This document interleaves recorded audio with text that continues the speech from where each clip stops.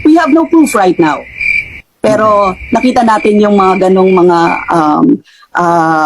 may mga questions tayo. Kaya nga gusto nating magtanong eh.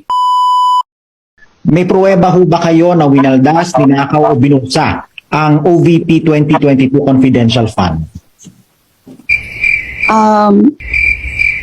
We have no proof right now. Pero nakita natin yung mga ganong mga may mga questions tayo. Kaya nga gusto nating magtanong eh. Kaya nga gusto nating mag-ungkat kung ano talaga yung nangyayari dito.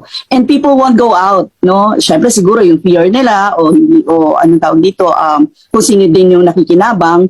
Ang point lang nito, the other way around natin tanungin, bakit kailangang i-confidential kung hindi naman? Bakit, kung pwede namang auditable, bakit hindi gawin yun? Bakit more and more ang ginagawa natin as parang pork barrel itong confidential funds? Okay, yun lang po ma'am kasi gusto lang po namin maunawaan din kung saan yung hugot ng criticism ninyo kasi if there's actual proof or if it's just rooted in yung fear na hindi nyo nga kasi nakikita or hindi natin nakikita kung saan napupunta yung pondo. So yun lang po yung gusto kaya, tama yan RG, kaya ang bottom line dyan, i-abolish na yung confidential fund dahil hindi natin nakikita. Secret yung pinagkakagastusan dyan, no? Lumalaki ng lumalaki ito na dapat ay may channel doon sa auditable, knowable na mga magkakagastusan at makakatulong sa ating taong bayan. Ang napansin ko po kasi sa kanya is maliwanag yung doon sa sagot ng DBM kung saan niya hinugot doon sa GAA yung kanyang paliwanag.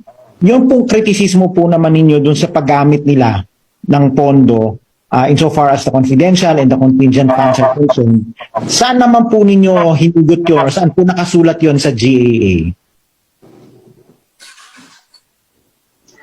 Parang hindi ko masyadong mag-gets yung tanong, no? Doon ma'am, sige po, ulitin ko po. Kasi po, yung sulat po ng DBM, nakita ko po siya. At ang paliwanag niya, yung pinaliwanag niya doon, yung punto niya, parang pinakasagot niya sa kritisismo, maliwanag doon kung saan niya hinugot sa GAA, kung ano yung mga parte ng GAA, kung saan niya ibinase yung kanyang mga paliwanag. Ang tanong ko naman po sa inyo, yung pong inyong kritisismo, yung inyong paliwanag doon sa panig po ninyo, saan naman po nakasulat yan sa GAA? Doon sa sinasabi natin na yung, if you are talking of 125 million na ginawang confidential fund ng Office of the Vice President, nakita natin yung sa document, no, yung pagpapaliwanag natin na maliwanag na yung mula sa DBM, yung SARO, na meron talaga yung nirelease ang DBM na SARO na may kaugnayan. Actually, 221,424,000 yan, 424,000. So, kabilang... Ma'am, hindi po yun yung tanong ko. Kasi yung ang punto nyo po, di ba, is illegal yan. Yung fund transfer na yan. At least yung 125 million. Ang sinasabi po ng DBM sa sulat nila is legal yan dahil nga ang nakalagay doon sa contingent fund, ang provision ng contingent fund, kaya nga merong contingent fund para doon sa mga gastusin na hindi na-anticipate at the time of budget preparation and budget authorization. So kumbaga talagang wala siyang line item. So, yes, paliwanag dun sa sulat ng DBM na yun yung kino-quote nila. Ngayon, you disagree with that. You have been saying na hindi yan ang tamang interpretasyon ng provision na yon. Saan naman po nakabase yung inyong pong interpretasyon? Saan po nakasulat sa GAA? Well, RG, siguro kung nasusundan mo, no, yung ating mga pagpapaliwanag dito sa contingent fund at saka yung confidential fund.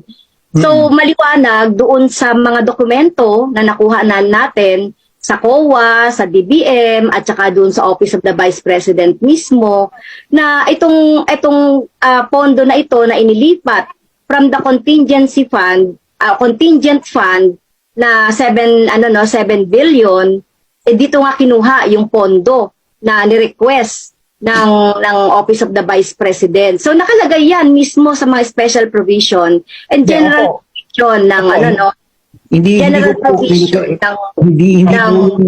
hindi ko po yun kontra. Ang tanong ko po ay saan po nakasulat na mali yung ganong klaseng paggamit ng contingent fund? Mali, dahil dapat ginamit mo yung contingent fund doon sa purpose ng contingent fund. Saan po Naka-enumerate nakasulat po yan? Yun yung po yung tanong ko po. Saan po nakasulat na mali yung ganong klaseng interpretasyon? Well, siguro dapat nagpa-follow sa guidelines ng contingent fund at saka confidential fund.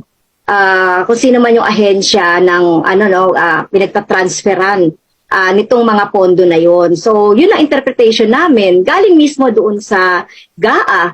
Galing Pero mismo hindi po yun. sa guidelines. Kasi ang gusto ko po kasi sana is pagbanggain yung reference ng DBM dun sa reference po ninyo kasi. Kaya, Sige, kasi hindi pa namin kasi nababasa thoroughly yung nabasa mo doon sa letter ng DBM doon kay kay chairman ko. So maganda siguro ay mabasa natin ito para maintindihan din namin kasi based doon sa mga nababasa lang namin sa ngayon yung nagiging reaction namin. So kung mali, kung sinasabi mong mali o hindi mali, itong sinasabi wala po akong sinasabing ganun. Gusto ko lang makita kung saan nakabase po yung sinasabi po ninyo na hindi yun ang tamang So, interpretasyon. nakabase mismo yan talaga doon sa ating GAA 20. May nakasulat po na ganun po ba na kung ano yung tamang interpretasyon? Saan po yun? Nandun yung guidelines.